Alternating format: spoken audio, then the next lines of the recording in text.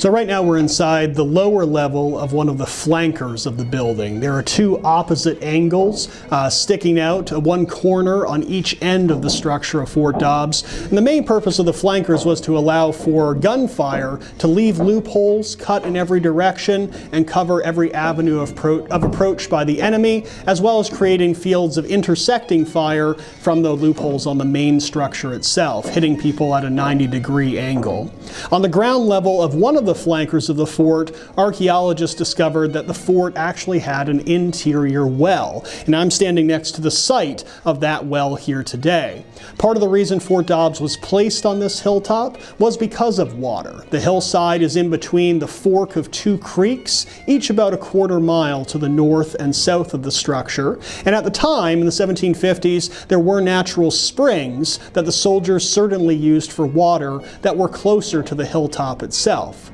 But under attack without an outer fortification here, they had to have a guaranteed protected source of water, and so this 39-foot deep well was sunk right here inside the building.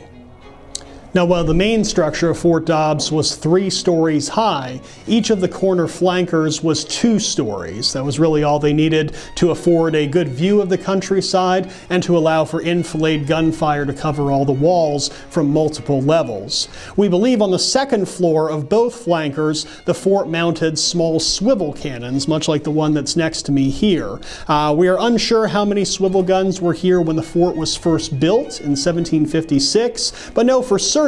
that by the time the war with Cherokee begins in 1759, 6 additional swivel cannons are sent out here from Fort Johnston at the mouth of the Cape Fear River, another North Carolina provincial post. The swivel guns firing from this upper level would be able to discharge either a half-pound solid iron shot,